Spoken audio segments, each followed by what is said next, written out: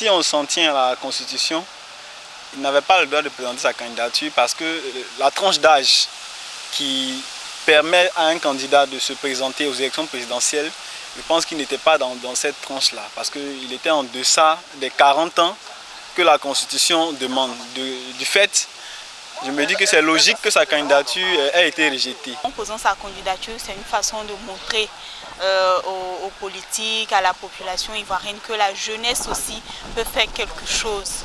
Voilà, et que c'est pas parce qu'on est jeune qu'on est forcément immature.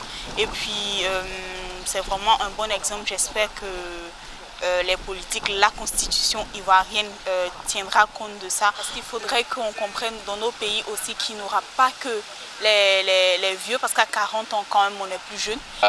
Heureux de le savoir, que les jeunes s'intéressent au pouvoir politique. Nous savons tous qu'il n'a pas certainement l'âge requis pour être président de la République.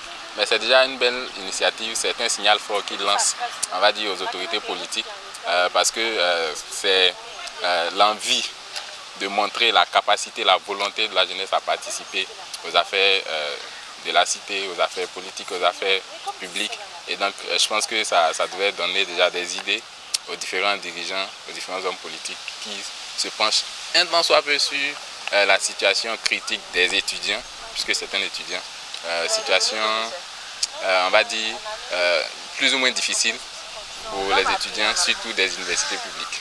On va dire que c'est la Constitution qui dit d'office que ces dossiers ne sont pas recevables. Donc, s'il est éliminé, on va dire que c'est normal.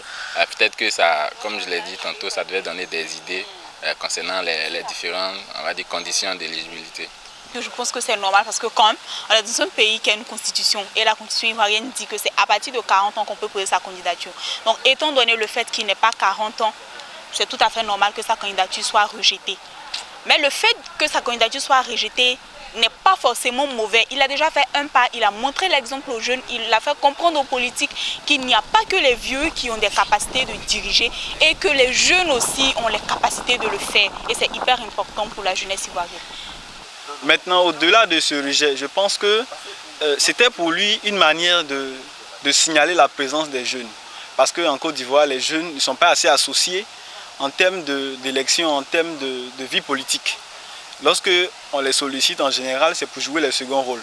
Et donc lui, c'était un signal fort qu'il a voulu envoyer à nos dirigeants et même à l'Assemblée nationale tout entière pour qu'à l'avenir, on puisse revoir éventuellement cette décision qui, ma foi, est assez arbitraire. Parce que les jeunes aussi ont leur mot à dire. C'est vrai que souvent on estime que la jeunesse n'est pas assez mature, mais pour moi c'est un point de vue assez subjectif qui mérite d'être pris avec des pincettes. Du coup, il faut que la constitution ivoirienne essaie d'avancer dans ce sens. D'essayer de revoir un peu à la baisse, pourquoi pas à 35 ans, l'âge minimal qui permettra à un jeune, par exemple, de présenter sa candidature aux échéances futures.